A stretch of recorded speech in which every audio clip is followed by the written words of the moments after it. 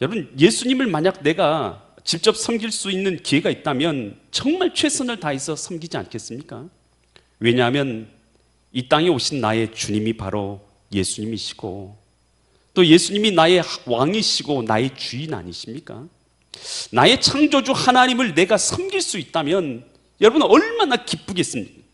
얼마나 최선을 다해서 얼마나 기쁜 마음으로 주님을 섬기시겠냐는 것입니다. 여러분, 주님을 내가 대접할 수 있는데, 여러분 그때도 주님을 대접할 때에 여러분 아까운 마음이나 어색한 마음이나 여러분 그런 마음으로 대접하겠어요? 온 마음 다하고 온 정성 다해서 주님을 섬기게 될 것입니다. 여러분, 주님을 섬기는 그 은혜를 누리는 자가 복이 있는 줄 믿습니다.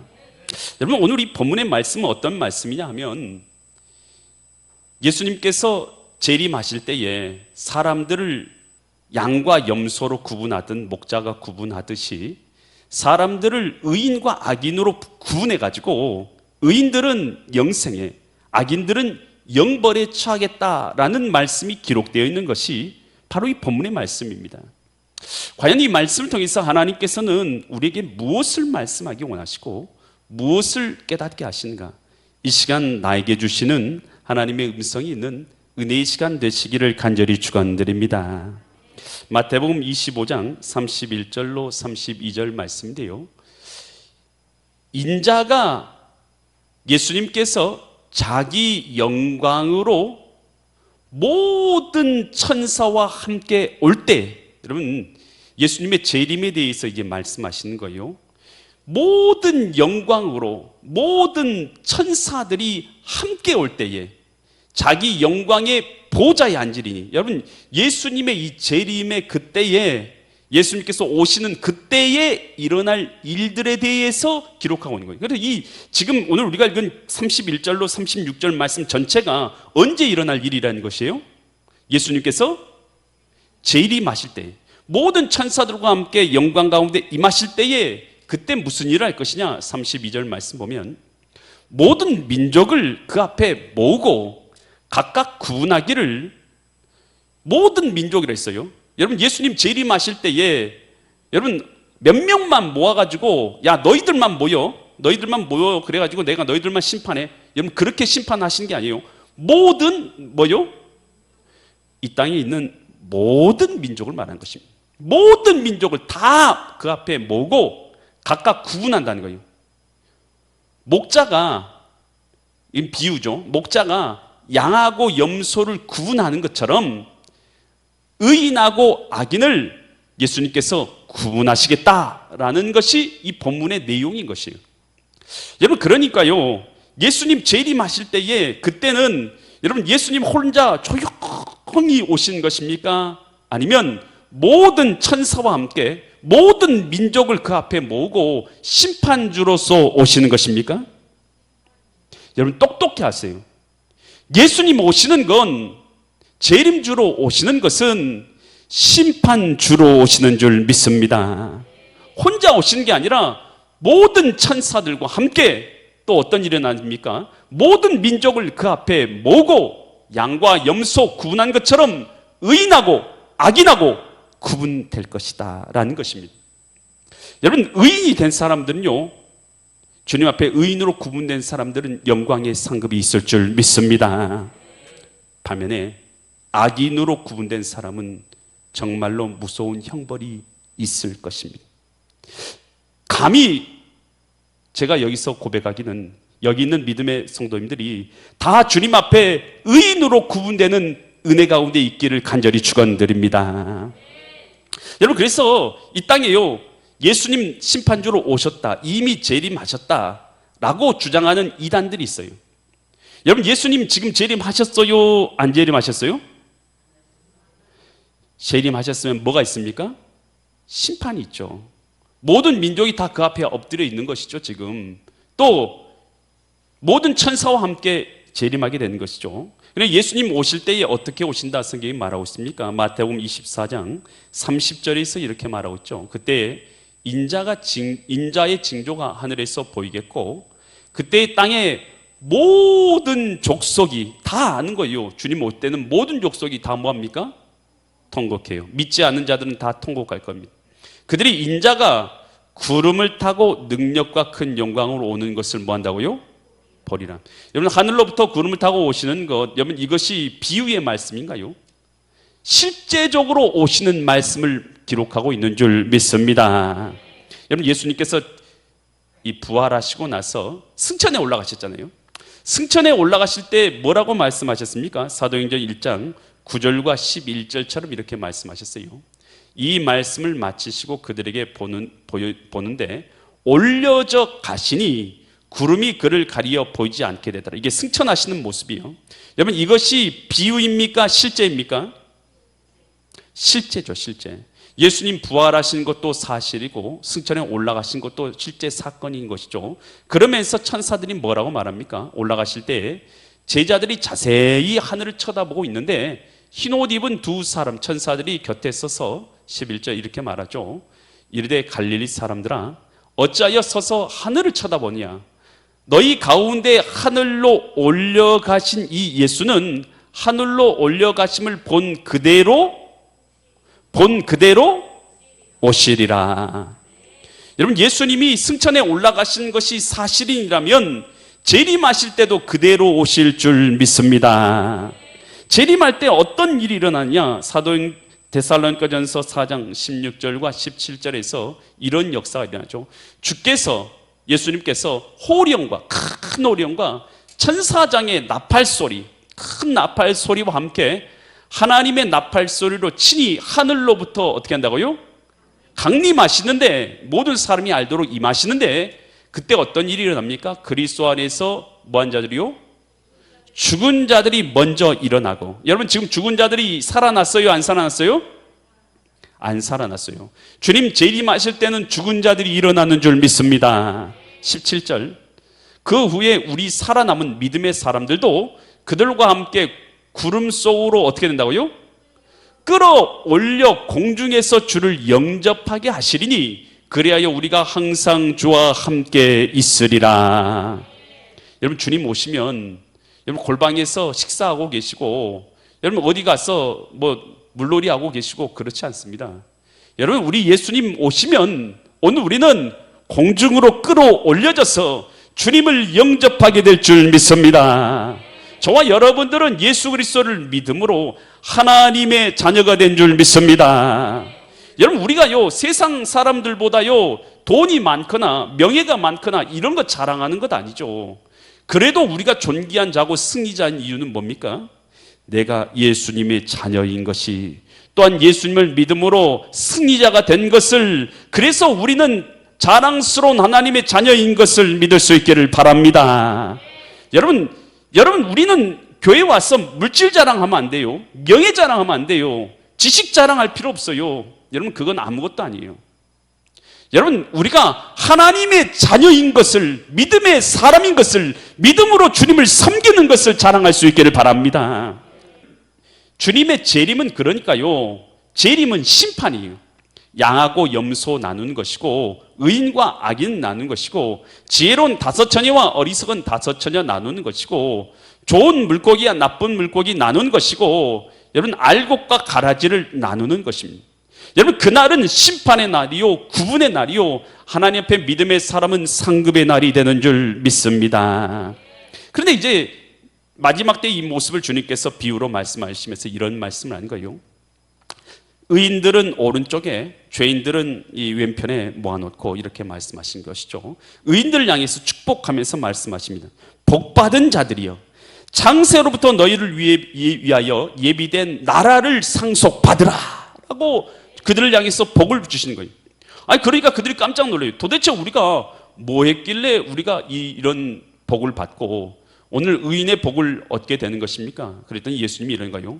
내가 목마를 때 마시게 하였고, 내가 줄였을 때에 먹게 하였고, 내가 헐벗었을 때 너희가 입혔고, 내가 병들었을 때 너희가 찾아왔고, 내가 갇혔을 때 나를 돌보았다.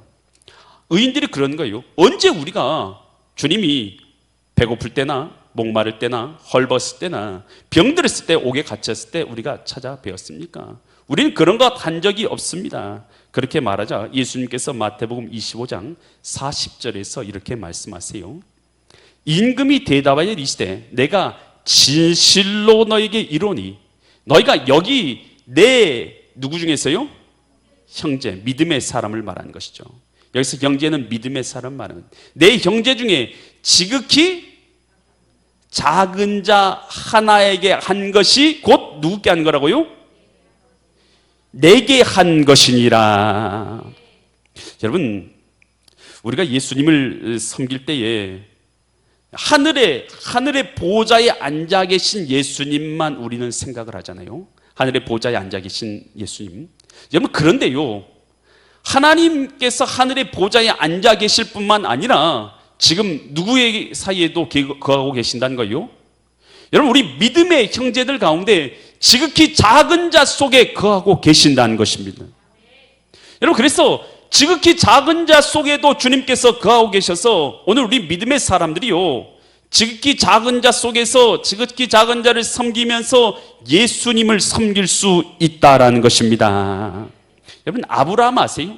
아브라함이 자기 집 앞에다가 시띠나무를 심었어요. 시띠나무 보셨는가요? 시띠나무는요,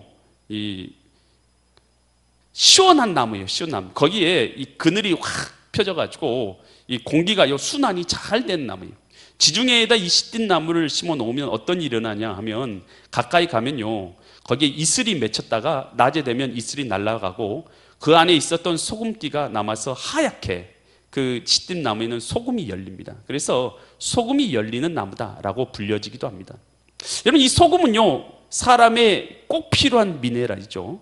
나그네들이 지나갈 때에 아브라함이 집 앞에다가 시띠나무를 심어 놓고 지나가는 나그네들에게 쉴 곳을 제공하고 먹을 것을 제공합니다. 아브라함은 참 선하게 대접하는 사람이었죠. 그러다가 하루는 3명의 나그네가 지나가는 걸 마주하고 그들을 대접합니다. 근데 그 중에 한 분이 누구셨습니까? 여호와 하나님이셨습니다. 그래서 그들이요, 아브라함이 엉긴 젖하고 우유하고 이 어린 송아지를 잡아가지고 요리해가지고 그에게 가져오죠. 그랬더니 여호와 하나님께서 뭐라고 말씀하십니까? 내년 이맘때에 내가 자녀가 있을 것이라, 이런 말씀하세요. 깜짝 놀라죠. 왜요? 이 아브라함도 나이가 99세, 사라도 90세가 가까이 오면서 이미 경수가 끊어지고 자녀를 낳을 수가 없는 상태였기 때문인 것이죠. 그랬을 때에 이 사라가 웃죠. 그러면서 내가 경수가 끊어졌는데 어찌 자녀를 낳으리요? 라고 혼잣말을 하죠. 그때 여호와 하나님께서 뭐라고 말씀하십니까? 여호와 하나님께 능치 못할 일이 있겠느냐? 내년 이맘때에 내가 자녀를 낳으리라 라고 주님께서 다시 말씀하십니다. 여러분, 이 아브라함은요 주님의 말씀대로 나그네들을 선하게 대접했어요. 선한 삶을 살아간 것이죠. 그러다가 누굴 대접한 것입니까? 여호와 하나님을 직접 대접한 거예요.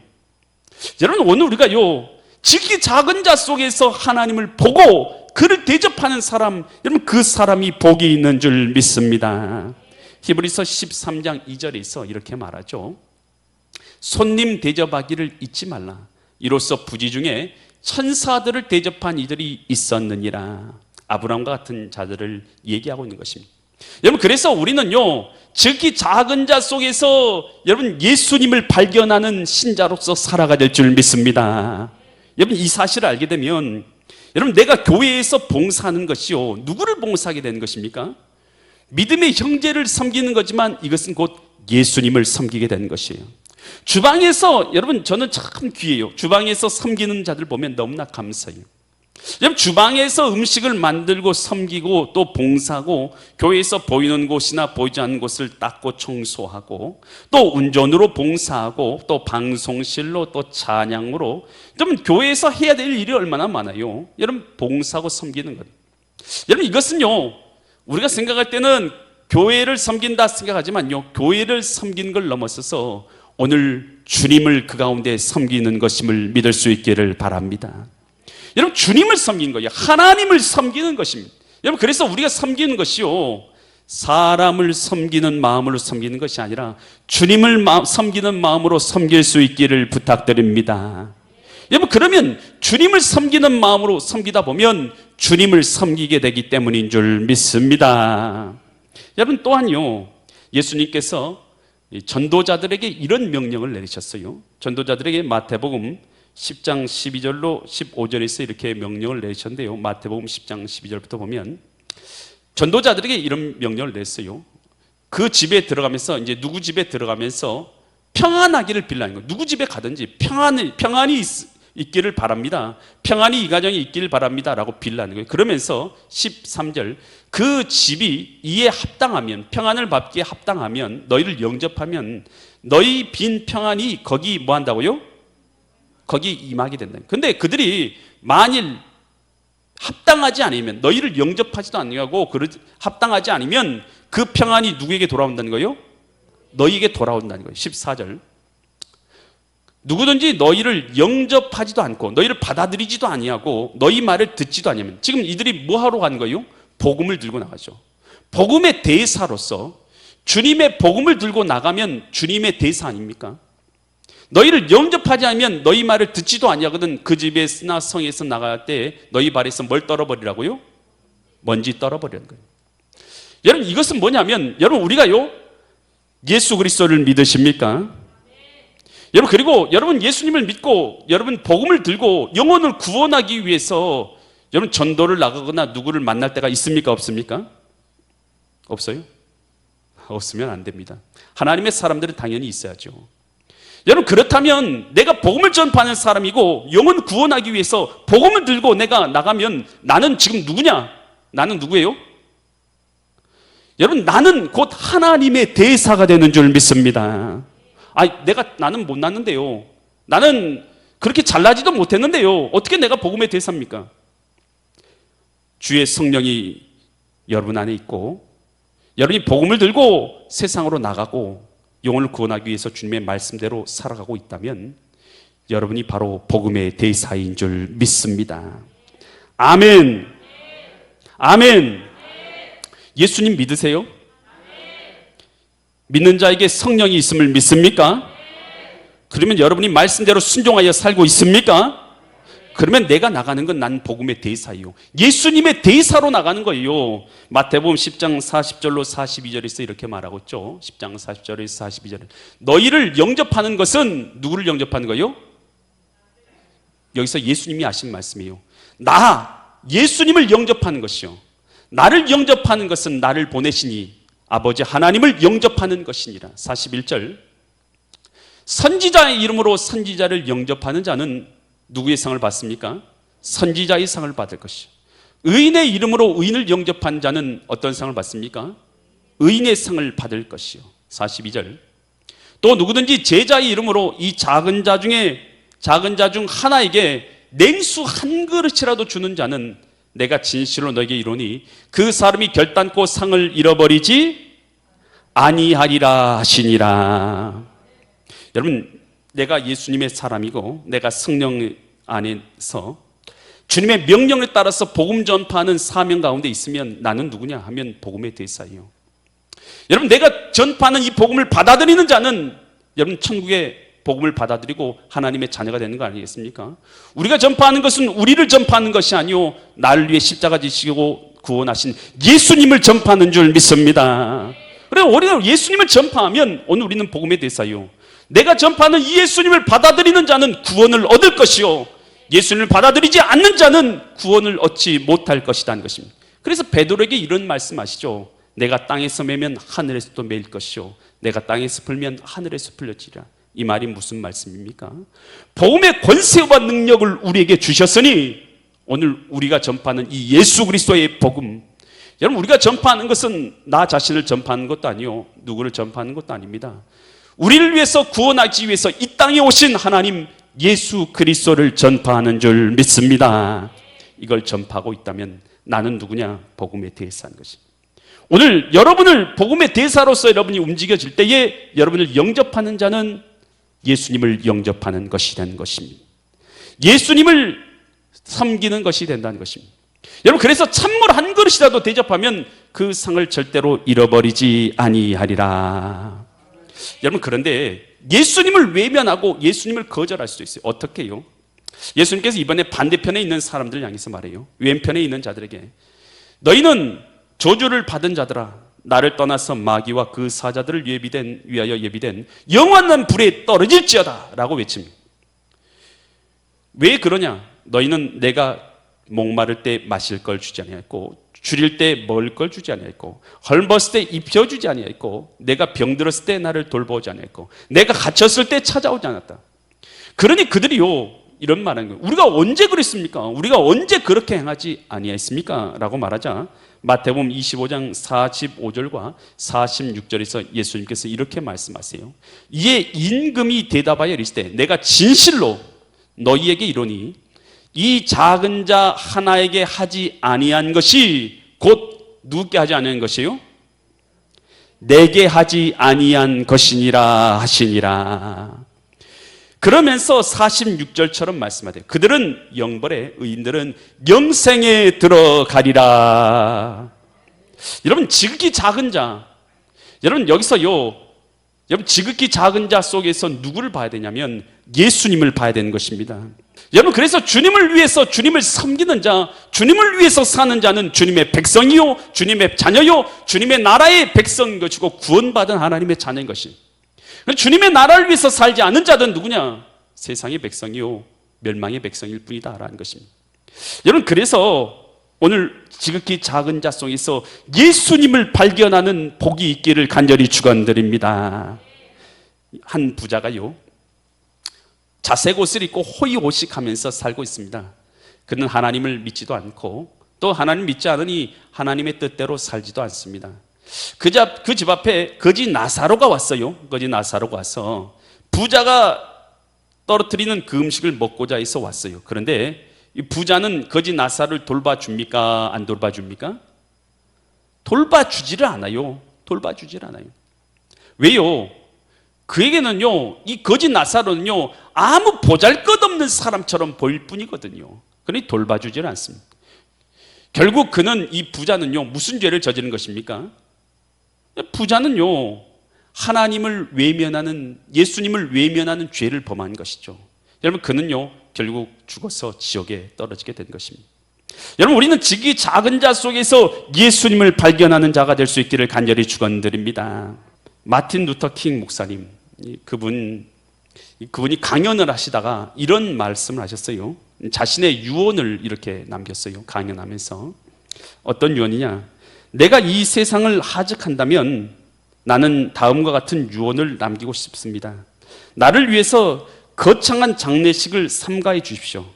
또 내가 노벨상 수상자라는 것, 또 그리고 내가 가지고 있었던 학벌, 또 거창한 찬사도 삼가해 주십시오. 다만 내가 바라는 것은 마틴 루터 킹은 다른 사람을 위해 살다가 갔다고 말해 주는 것입니다. 나는 가난한 사람들에게 빵을 주기 위해, 헐벗은 사람에게 옷을 주기 위해 살다가 갔다고 말해 주십시오. 내 생애에서 감옥에 갇힌 사람들을 찾다가 갔다고, 무사람을 섬기고 사랑하다 갔다고 말해 주기를 나는 바랄 뿐입니다 라고 말했어요. 여러분, 참으로 주님께서 원하시는 말씀을 그대로 깨닫고 실행하는 목사님이었다라고 생각이 됩니다. 여러분, 우리는 이 땅을 살아면서 주님을요 대접할 수도 있고 주님을 외면하며 살 수도 있습니다. 여러분, 지극히 높으신 하늘에 계신, 앉아 계신 주님만 우리는 생각할 때가 있는데, 여러분, 우리 주님은요 오늘 믿음의 형제들 사이에 있는 줄 깨달을 수 있기를 바랍니다. 지극히 작은 자를 섬김 가운데서, 오늘 믿음의 형제들 가운데서, 여러분, 내 옆에 있는 믿음의 형제들이 곧 섬기는 것이, 주님을 섬기는 것이 될 수 있는 것을 깨닫고 이 땅 살아갈 때에 여러분, 주님을 섬기는 그 은혜로 살아가다 여러분, 주님을 섬기는 자들이 가는 영생, 의인의 복을 누리시는 믿음의 거룩한 성도님들 되시기를 예수 그리스도의 이름 받들어 간절히 축원드립니다.